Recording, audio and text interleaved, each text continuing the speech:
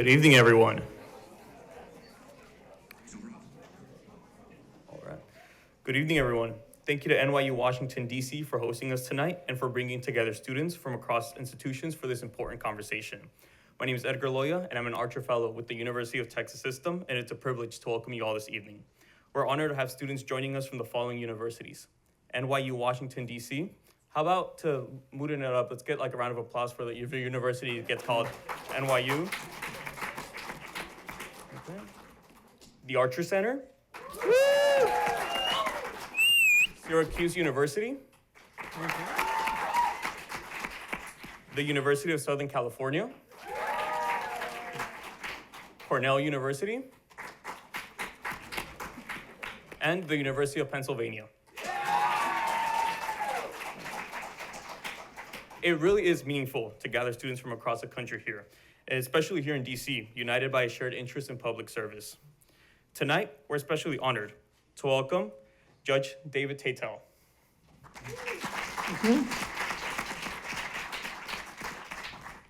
Judge Tatel was appointed to the United States Supreme Court, was appointed to the United States Court of Appeals for the District of Columbia Circuit in 1994 and served on the court for nearly 3 decades. The D.C. Circuit plays a uniquely powerful role in our constitutional system, reviewing the actions of federal agencies and resolving cases that shape administrative law, civil rights, environmental policy, telecommunications, separation of powers, and the limits of the executive authority. Before his judicial service, the judge directed the Office for Civil Rights at the U.S. Department of Health, Education, and Welfare during the Carter administration, where he oversaw enforcement of federal civil right laws and education. In addition to his work on the bench, the judge has served as a co-chair of the National Academic of Sciences Committee on Science, Technology, and Law, contributing to a national conversation about how emerging technologies intersect with constitutional governance. And perhaps, most remarkably, he has served as a blind jurist, continuing his work on the federal bench even after losing his vision. He has spoken about how that experience deepened his commitment to careful listening and disciplined reasoning, qualities that sit at the heart of the judicial responsibility. His career reflects not only legal excellence, but a profound commitment to public service. His work reminds us that the courts are not abstract institutions. They're human institutions, shaped by judgment, humility, and character. For the students gathered here tonight, many of whom hope to serve in law, policy, or public service positions later on in your careers, it really is a privilege to learn from someone whose career has helped shape how democracy functions in practice. Judge, we really want to thank you for your day of service and for joining us this evening. Can I get a round of applause? Thank you. And with that, it's also my pleasure to go ahead and introduce our student co-host that will help guide tonight's discussion. When I call your name, if y'all can please go ahead and stand up. Lily O'Gorman.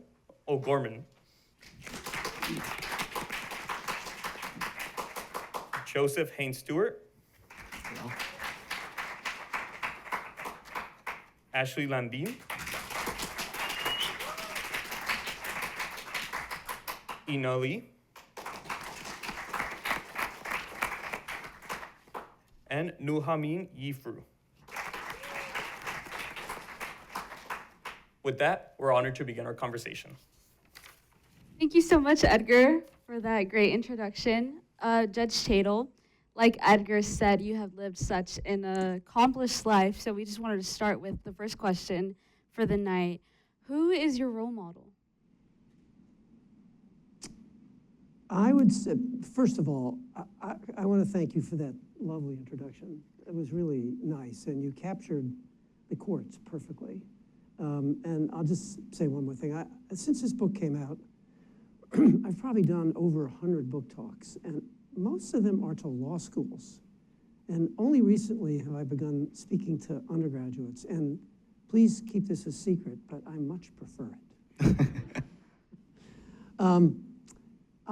The way I would answer that question in 2 ways.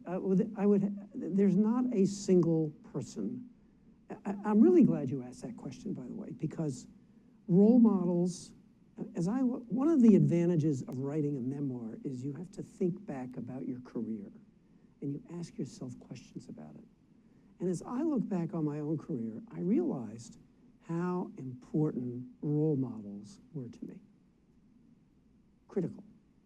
And there are 2 categories. There's no individual person, but there's 2 major groups of people that were my role models. The first was, when I was your age, I was a college student at the University of Michigan, right at the height of the civil rights movement. And I was fascinated with the freedom rides and the lunch counter sit-ins, everything that was going on in the South. And I was so impressed with the Southern federal judges. These were, I'm sorry at this point, they were all men. They grew up in the South. They were appointed by Presidents Roosevelt and Eisenhower. And although they grew up in segregated society, they took their oath of office seriously, and they enforced the 14th and 15th Amendments, sometimes at great risk to themselves and their families. And that group of judges, I'd say there were 50 or 60 of them in the 1960s. Those were I wanted to be like one of those when I grew up. I was so impressed with their integrity and their commitment to our Constitution, and as I said, at great risk themselves. The second group of people were the lawyers, both from the Justice Department and from private practice throughout the country, who traveled south to represent civil rights workers and others involved in the civil rights movement. These were people who were determined to bring the civil rights struggles from the streets to the court. And that group of lawyers were my role model. And it was interesting to me is that as I went off to law school and began practicing law, many of those same lawyers became my colleagues and my mentors. And so I think those are the two groups that most inspired me. And I say in my book, and I know you're all getting copies of the book, which is great, that my advice, there are several places in the book where I stop and say, advice to young lawyers or advice to young people. One of them is find role models and mentors. Find them. You can find them in many different places. They can help you throughout your career in ways you cannot ever anticipate. Thank you so much, Judge Tatel. Passing it over to Nuhamin. So the question I would like to get into after that would be, you stepped into the seat previously held by the Honorable Ruth Bader Ginsburg. Right. Did that history weigh down on you when you first entered your job? Yes, so I was appointed by President Bill Clinton to a vacancy on the DC Circuit, which was created when he appointed Judge Ruth Ginsburg to the Supreme Court. Here's the interesting thing about Ruth Ginsburg for me at that stage. She had been on the DC Circuit for a couple of years. I actually didn't know her, but I admired her work as a civil rights lawyer. Ruth Bader Ginsburg, before she went on the court, she was like the Thurgood Marshall of women's rights. And she argued many important cases in the Supreme Court. So I was a huge admirer of Ruth Ginsburg as a lawyer. She was that kind of lawyer who I said was my role model. But when I was appointed to the court, in her seat, she invited me up to the Supreme Court within the first month. And that began a friendship that lasted until she died.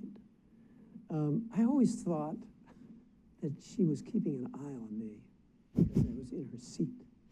But she actually turned out to be a dear friend.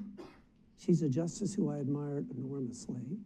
And she hired lots of my law clerks. Thank you for that answer. I'll go ahead and pass it to the next moderator. Yes. Now, Judge, what is something that you've seen change about the legal system over the course of your career, and what's something that you've seen stay exactly the same to your surprise? These are hard questions. Should have sent them to me ahead of time. So there's two parts to that, right? What hasn't changed and what has? Yes. Is that in the courts? Yes. What's something that you've seen change in the legal system over the course of your career that's surprised you, and what's something that you've seen change that hasn't surprised you? Okay, they're probably opposite sides of the same coin. So, you know, I know many of you are thinking about law school. You know that judges, federal judges, who are appointed for life, our job is to apply the law to the facts of the case, regardless of what we think. One of the hardest things about being a federal judge is writing an opinion that produces a result that is different than you would have sought, say, if you were a senator or a congressman. And so, and this is critical, this is absolutely critical to preserving the separation of powers that are so essential to our Constitution, because, you know, it's the Congress and the president, they're elected. And they're elected for their personal views, right? They can vote yes or no depending on what they think. Judges have to apply the law. Okay. So there's two sides. To answer your question is, the thing that I find most reassuring and that has not changed has been the large number of courts and judges over my lifetime who have done just that. The judges that I mentioned in the South, plus federal judges around the country and the Supreme Court, who have managed to obey their oath of office and apply the law regardless of their personal preferences. So that's what stayed constant. The other side of the coin, I'm sorry to say, and this is what I wrote in my book, is the unfortunate extent to which an increasing number of courts, judges and courts, have abandoned their obligation to apply the law and have pursued their own personal policy objectives, or at least appear to be doing so. Well, thank you so much for that. I'm going to pass it now to Ina. What are some of your favorite memories or moments from serving as the co-chair of the National Academy of Sciences Committee on Science, Technology, and Law? So this was, maybe I should just take a minute and say what it was. You know, the National Academy of Sciences is the country's premier scientific agency. It was created by Congress right after the Civil War. And its purpose originally was to advise the Congress on issues of science. Well, it's grown into the National Academy, the premier scientific organization. And they've had a committee called the Committee on Science, Technology, and Law. And it focuses on, it consists of scientists from universities and other places and judges who focus on issues that fall at the intersection of law and science. I'll give you a good example. We did a big report on eyewitness testimony. It turns out that eyewitness testimony is deeply inaccurate. And so the question is why? And there are lots of people who are in prison today because of flawed eyewitness testimony. So the committee looked at the science, interviewed people, and wrote a report about why is it that eyewitness testimony is so inaccurate, and most important, what can judges do about it? We issued many reports like that over the years. And you asked what was the best part about it. The best part about that for me wasn't any particular issue. Eyewitness testimony was really interesting. We did many other issues, but what I found most satisfying was the opportunity. We would meet twice a year for 2 days. And the opportunity for me to sit with some of the nation's best scientists was extraordinary. And many of these people became dear friends, and I learned a huge amount from them that helped me as a judge. My court sits on many cases that have lots of scientific evidence, and it was very helpful to me. Vixen, don't do that. you probably see Vixen has a bandage on her foot, and she's not supposed to lick it. So if you see licking it, say no, okay? So, and I write about this in the book, and one of the things that struck me, and this is, again, something that occurred to me while I was writing the book, was the extent to which, let me just ask you, how many of you have science backgrounds or studying science of any kind? How many, is there a group, big group? There's a couple hands. Couple of hands? a Okay. few. Yeah, and Oh, okay, all right. So one of the things that struck me about all my years working with scientists in these cases is that scientists and judges are actually doing something quite similar. Scientists, I write about this in the book, scientists are applying the laws of physics or chemistry, right? That's what they apply. And they do research, they find facts, and they reach scientific conclusions based on that. Judges apply the law to the facts before them, but in both cases, the science doesn't change and the law doesn't change. And scientists and judges both apply these objective standards to facts that they find. So I don't know, I've asked many of my scientist friends whether they think I'm right or not. And I've had big debates with them, but I've loved the conversations with scientists and what I've learned about them, from them. Thank you. Ashley? Thank you, Ina. Judge Tatel, throughout all of your years on the bench, is there a particular case you presided over that reshaped how you think about justice or judicial responsibility? I think, again, it's a hard question to answer because, let me see, the wonderful thing about being a federal judge, or any kind of judge, but I was just a federal judge, so I'll talk about that, is the process of deciding the case. No matter what the subject matter is, whether it's on the front page of the New York Times or nobody ever heard of it, it's intellectually challenging to decide a case, to figure out how to apply the law to the facts before you. So one answer I give is, all of my cases were my favorite cases. But I guess if there was one case that affected my views about the Supreme Court, it's my voting rights cases. For whatever reason, cases are assigned to judges randomly. We don't pick our cases. But over the years, I was randomly assigned to a significant number of very important voting rights cases, including the Shelby County case. How many of you know what Shelby County is? No, I don't think. Do we have a lot of hands or not? No. No. A few. We have a few. So I could speak all evening about this, and I won't. The Voting Rights Act of 1965 was probably the most important civil rights law ever passed. It dramatically eliminated huge amounts of voting discrimination in the South. And the Supreme Court found that constitutional over and over again. When I was 15 years ago, another group of people sued to overturn the Voting Rights Act, to say it was unconstitutional. That case came to me.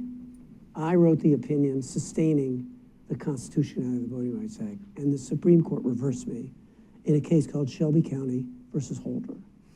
I think that's a deeply unprincipled decision by the Supreme Court.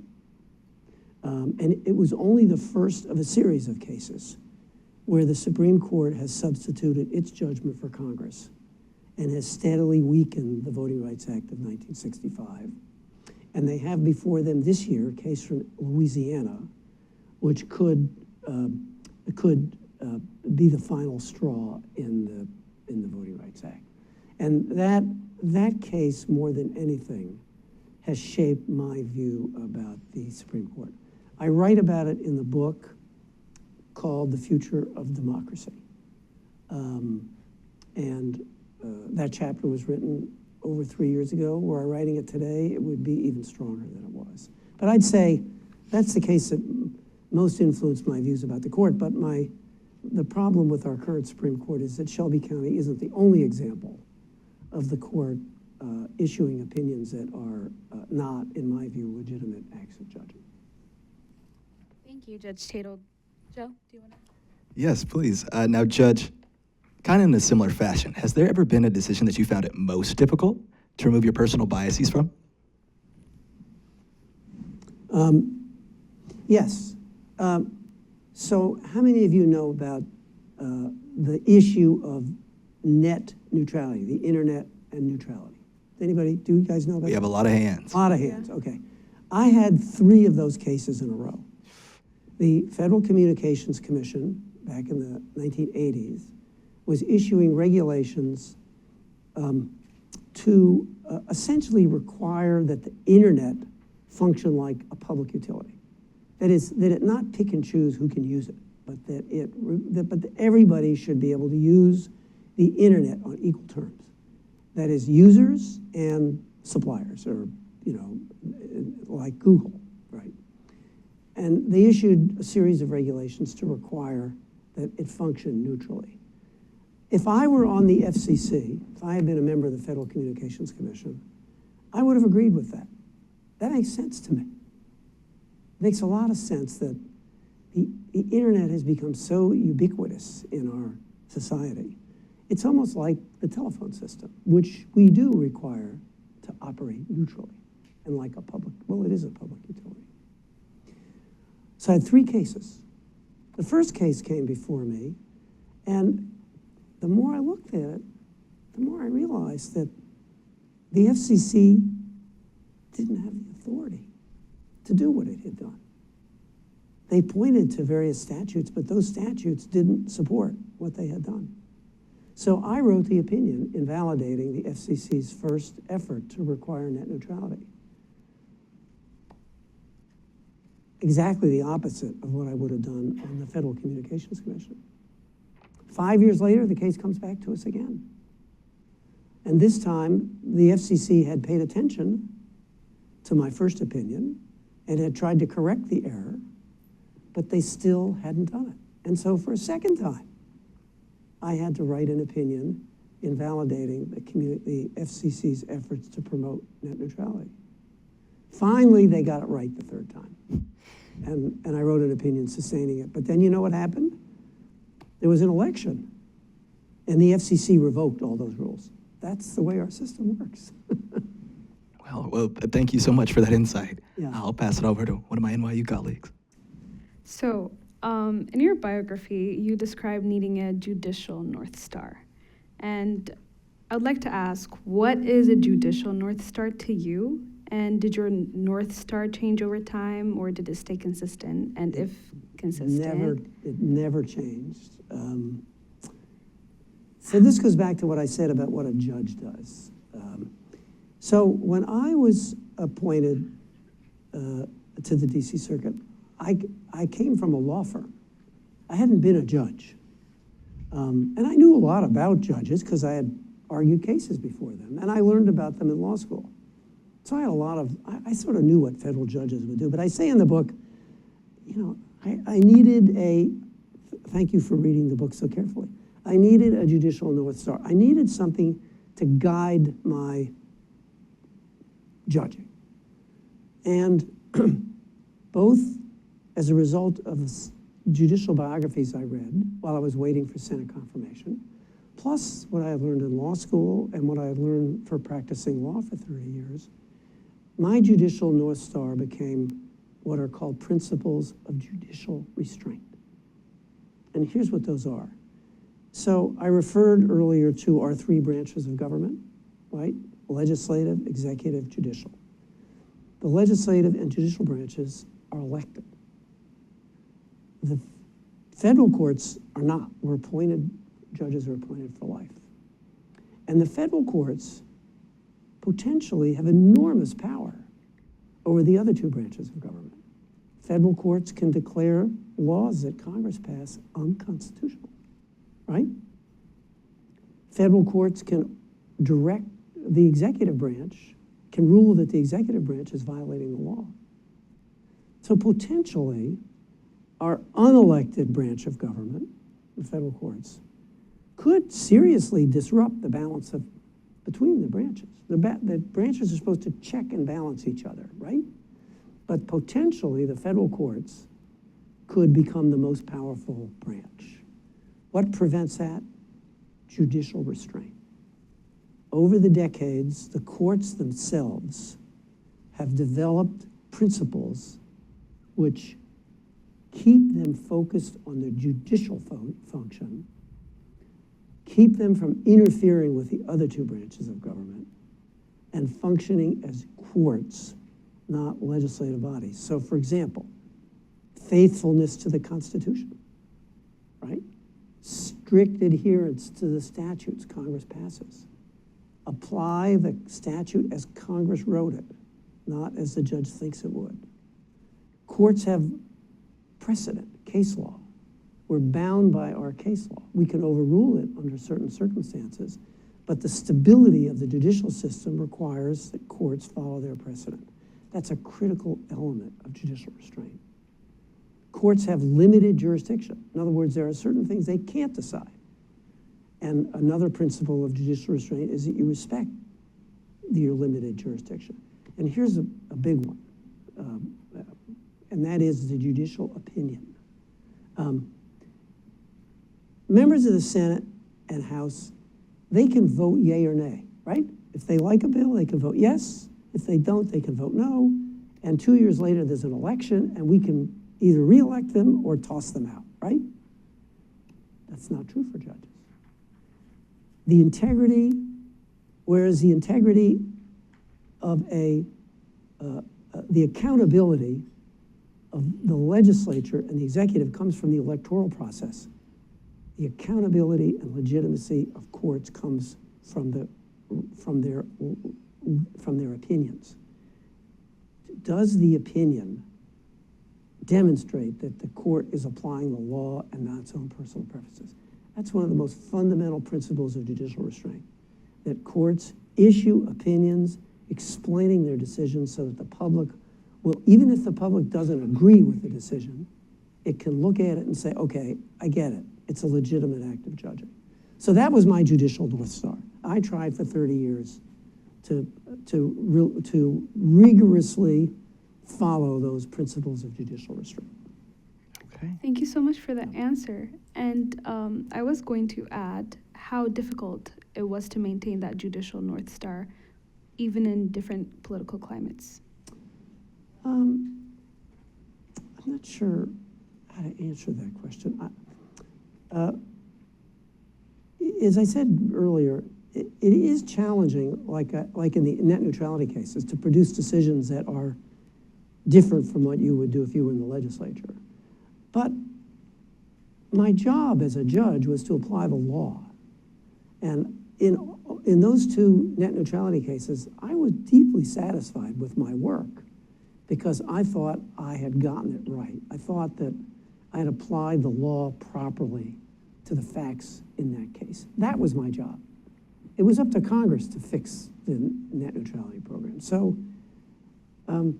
being a judge is difficult. It's hard work. But if you follow the rules, it isn't hard because of principles of judicial restraint. In fact, I found the principles of judicial restraint that I mentioned actually quite reassuring, because by applying them, I felt as if I'm performing my function as a judge and not meddling with what Congress or the president's supposed to do. Thank you so much for the answer. I will pass it on to Ina. And I think that is about. Yes, that should be time. We will be now opening it up to the audience for questions. Wait, you haven't asked me one question about Vixen. What's Vixen's favorite trait? That's how I'm sure someone will ask me the question. Go ahead. Yes. Let's start with the gentleman in the, let's go with Zeke, right there.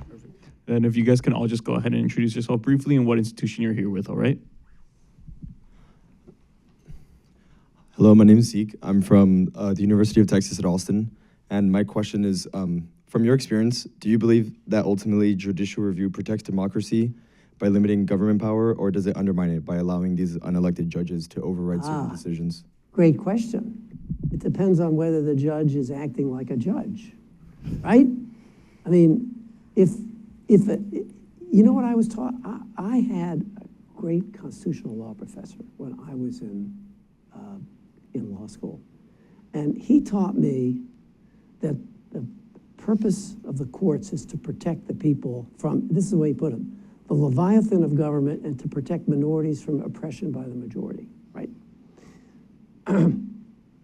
That's what courts are supposed to do. And I think when judges behave like judges and apply the law and not their personal views, the courts can protect our democracy. And there are many examples of important judicial decisions over my lifetime that have strengthened our democracy by protecting the right to vote. That's the main one, protecting the right to vote. That's what courts can do. Unfortunately, if judges stray from their job as judges and allow their personal preferences to interfere, then the courts can become a threat to democracy.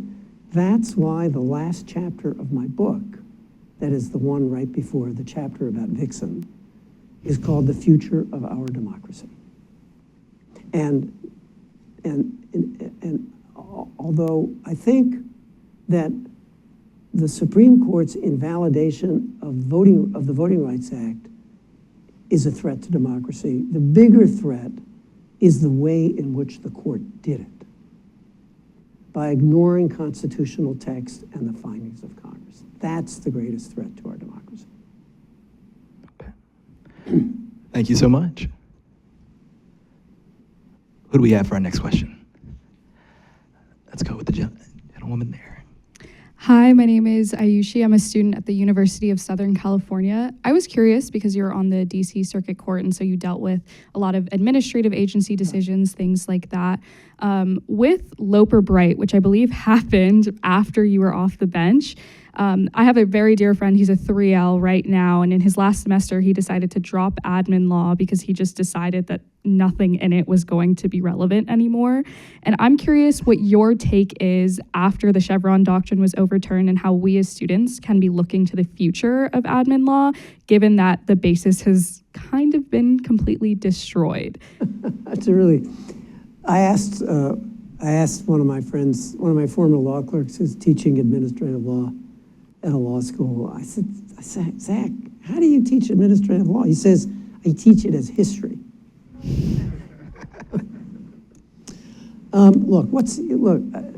It's a really good question. I sat on, my whole career as a federal judge was under Chevron. I didn't think Chevron wasn't perfect, but you know what? It did a really good job of ensuring that independent agencies can do their job, yet preserve the ability of the courts to rein them in when they violated the law. I thought it worked pretty well. Supreme Court has changed all that now. But it's doing more than just overruling Chevron.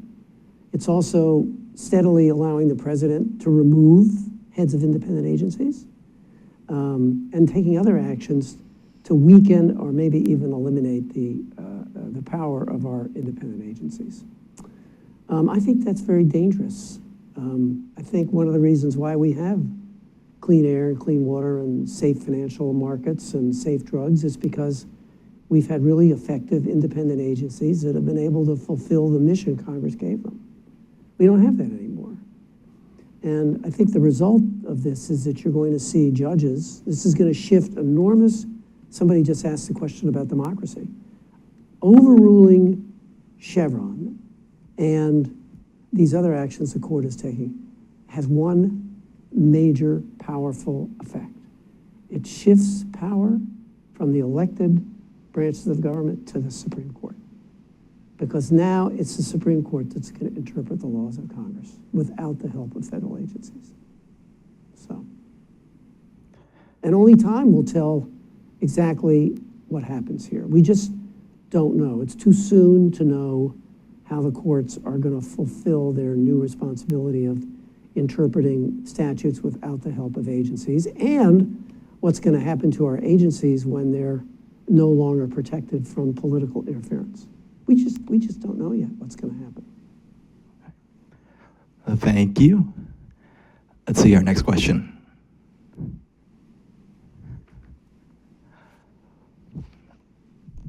Well, We got a gentleman over there.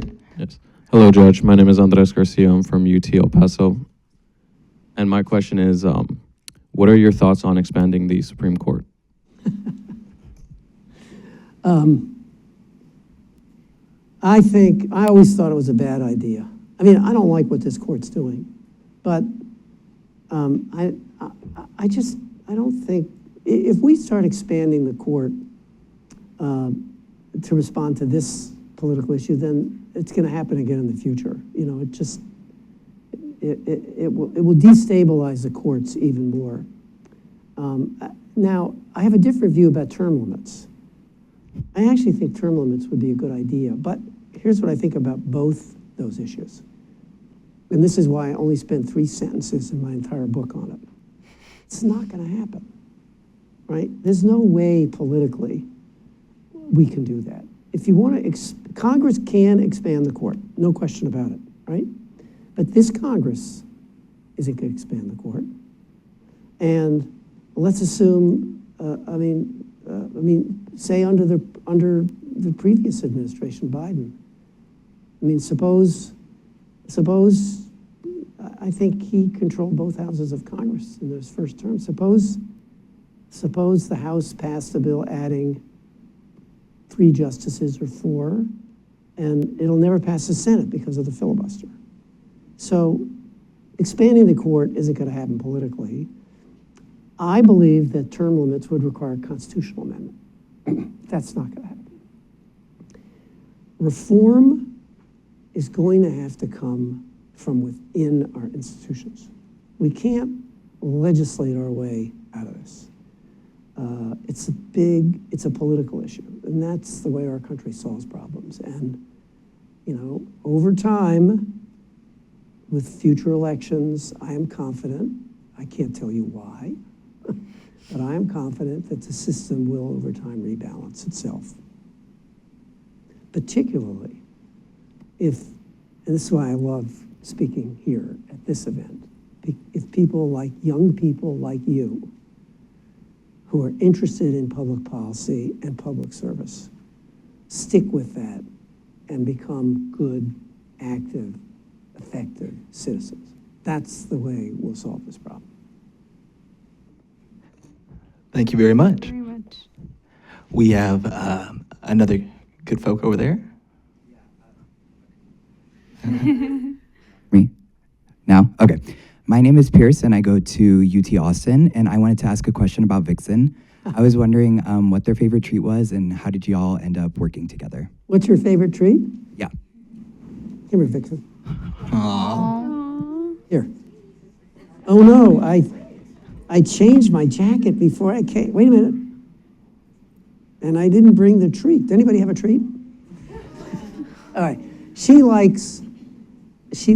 a picky eater. She likes, I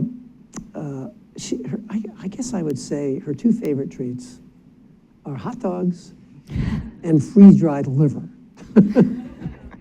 Also, my wife Edie makes treats for her, and she really likes those. Yeah. Right. Did you have a second part of the question? Yeah, I was wondering how y'all ended up working together. Okay, so let me give you a slightly long answer to that question, since no one's asked me about my absence of vision. So, and I want to give you the answer. This is a lead up to your answer about Vixen. So, when I was 15 years old, I was diagnosed with a retinal disease called retinitis pigmentosa, and I could see fine then, except I couldn't see at night. But over the next 3 years, 15 years, my sight declined like that, steadily. And by the time I got to my mid-30s, I started using a white mobility cane. And I used that for many years, including my entire time on the DC circuit. And I was pretty good with my cane. I suspect you all know, you'll probably have friends who are blind and use mobility canes. I was pretty good at it, traveled all around the country, but as I got older, I found it frustrating for some reason. Maybe I wasn't the best trained cane traveler, you know, but I was looking I wanted more independence. And one day By the way, I tell this story in the last chapter of the book called The Dog That Changed My Life. And I say, when you read the book, it's okay if you start with that chapter. You just have to promise me you'll go back to chapter 1 and read the rest of the book. But one day, one of my grandsons, who was in 11, showed up at our house with a podcast about guide dogs. And that triggered something, and the rest is history. I applied, qualified. Vixen comes. There's about a dozen licensed guide dog training programs in the country. And I applied to one in Connecticut called Fidelco. They breed and train only German Shepherds because they believe they make the best guide dogs. And I applied.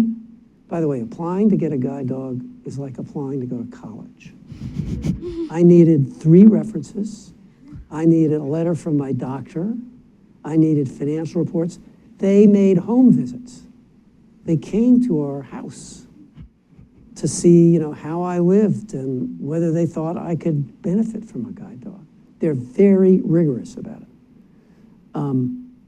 And so I qualified, and 7.5 years ago, they called me up and they said, we have a dog for you. The dogs are guide dogs. It's a fairly standard program. The puppies live with puppy raising families. I'll bet some of you know families who have been puppy raisers. And they raise and socialize the dogs and do basic training.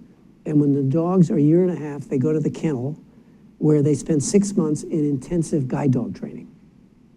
And when it's done, half of the guide dogs graduate, the other half don't. They become other kinds of service dogs. Like in my courthouse, we had a bomb dog that was a really good bomb dog, but it was a guide dog school flunk out. It chased squirrels or something. So anyway, so they called me up and they said, we have this 2-year-old German Shepherd named Vixen. She's your guide dog. They showed up at my house with a trainer. I spent 2 weeks, the hardest thing I've ever done to learn to use a guide dog. But the result is extraordinary. I have a level of independence that I haven't enjoyed in 50 years. I can go anywhere myself now. I love to go on long walks. We live part-time in the country. Until I got Vixen, I couldn't do it myself. But now Vixen and I go on these long walks. When I come to the courthouse, well, now I'm retired, but when I go to my law office, Vixen goes with me. She takes me on the metro. She loves subways. Escalators. She loves escalators. And I can go anywhere with Vixen. I travel all around the country with Vixen. So I have this extraordinary level of independence, and so does my wife, Edie, because I can do so many things myself that she used to have to help me on.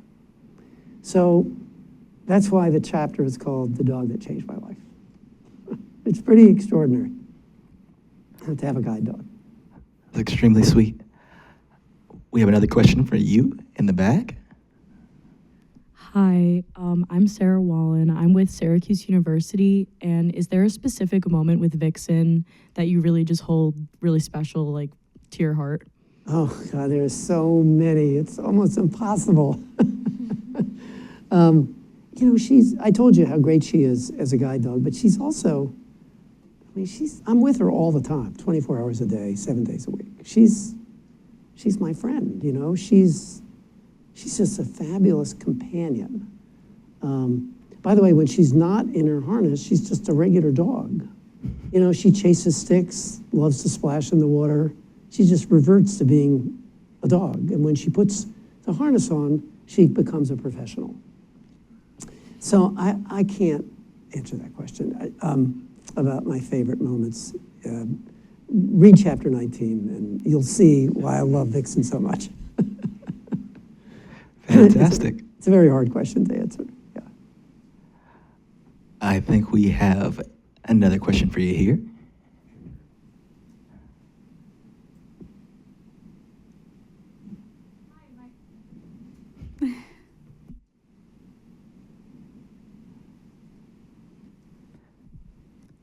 Hi, my name is Ariella, and I'm a student from the University of Southern California. And I'm particularly interested in your experience as the chairman of the National Committee on Science, Tech, and Law. I've always been really interested in the interplay of science and law, and I want to ask, generally, how should scientific uncertainty be handled within a legal system that demands proof? Your questions are great, I have to tell you. That is such a sophisticated question. I speak at a lot of law schools, and very few law students ask me that question.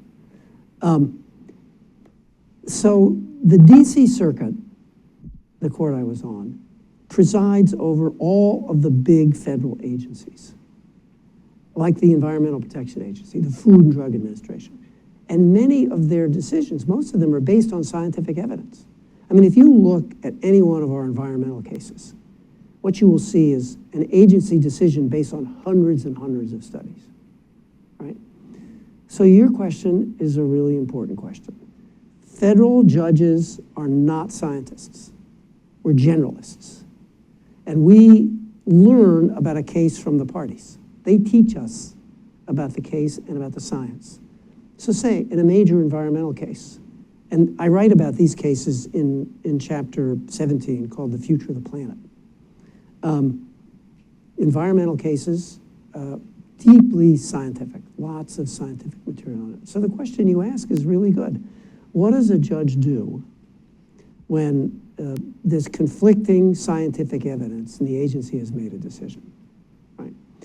The DC Circuit has a whole series, and the Supreme Court, there are a whole series of decisions about this. And essentially the way it works is that we defer, federal judges defer to agency scientific decisions, so long as they're supported by the evidence. In other words, so long as if the agency, say we're talking about an emission standard for a particular pollution, like say particulate matter, PM, which is a serious pollutant in the country. It creeps into your lungs. It's very dangerous to public health. So the EPA sets a standard for PM, and say they set it at, 5, okay? Well, we look at the evidence, at the evidence in the record, and does the scientific evidence that they looked at support that? We don't make our own decision. We just ask whether the agency relied on evidence that supports that, and equally important, whether it explained away any contrary evidence. So one way to answer your question is, and this is the way I always thought about it. I thought my job when I was reviewing an agency decision that was based on scientific evidence was to ask myself, did the agency follow the scientific process? Did it rely on legitimate evidence? Does the evidence support the decision? Did it explain contrary evidence? All those kinds of things. That's the way you do it. And there are a whole series of DC Circuit and Supreme Court decisions that articulate this. Here's the big question. I don't know what's going to happen to these standards given the Supreme Court's hostility to administrative agencies. I worry, now this is just a worry, but if we had a lot more time, I could point to a lot of evidence that supports this, that this Supreme Court and a lot of judges on the courts of appeals don't trust scientific evidence and are willing to second guess it. And that's really dangerous. Thank you so much for that answer. Hello. Hi. Thank you so much for being here today and coming and speaking with us. My name is Anna Maria, and I'm a student at the University of Pennsylvania. So recently within this administration, we have seen the erosion of precedent in governance. So my question pertains to what can the court or judges do to maintain a sense of normalcy without crossing the dangerous threshold into judicial activism? The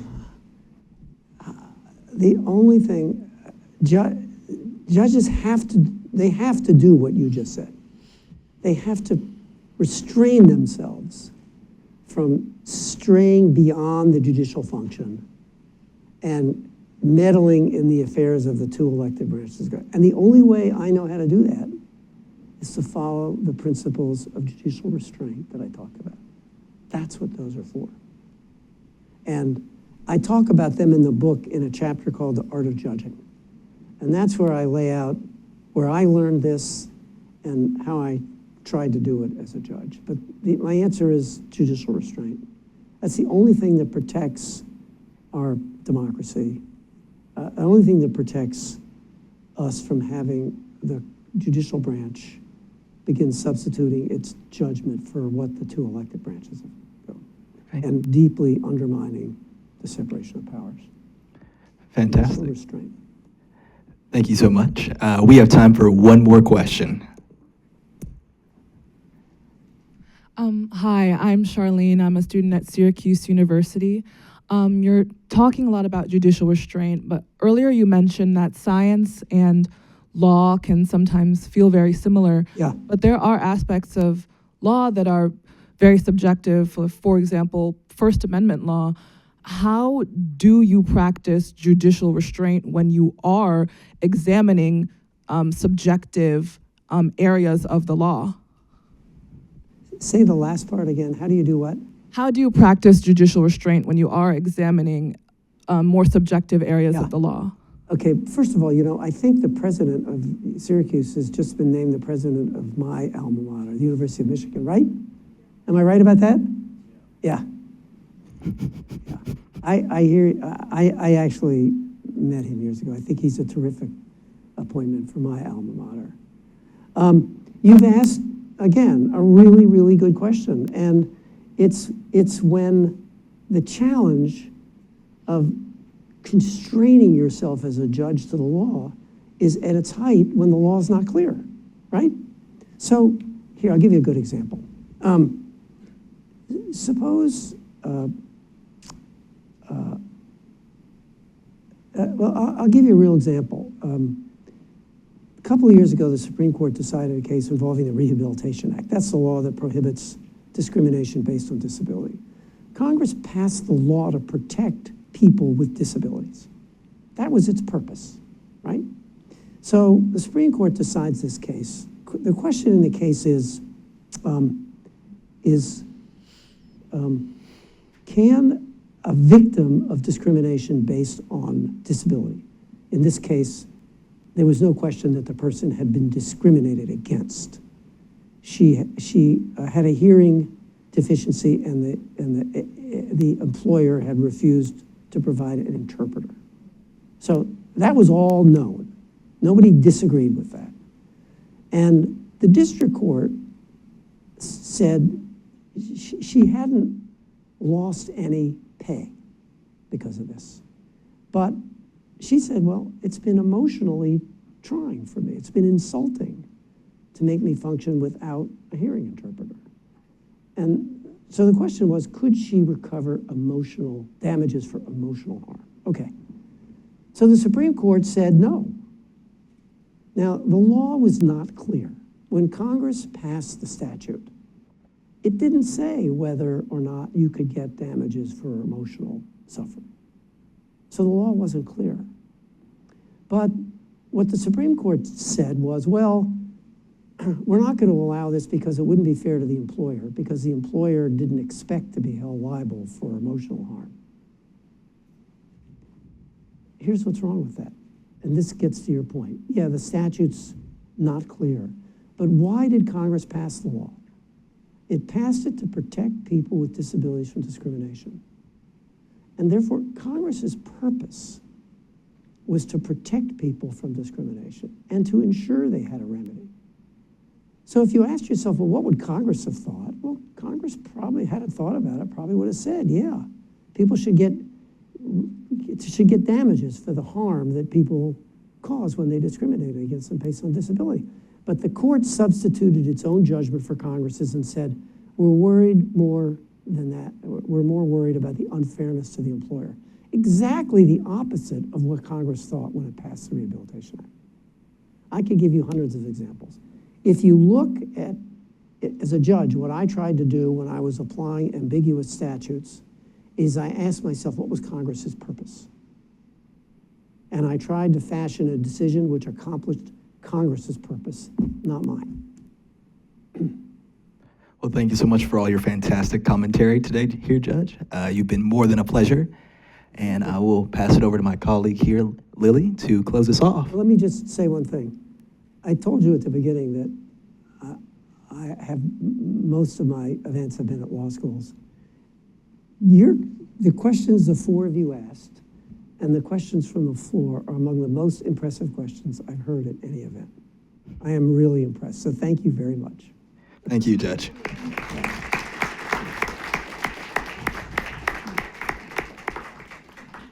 Good evening, everyone. As we bring tonight's program to a close, I'd like to take a moment to thank all of you for being here. It's been a privilege to gather students and representatives from NYU DC, Syracuse, USC, Cornell, and UPenn, along with all of us from the Archer Center and the University of Texas system.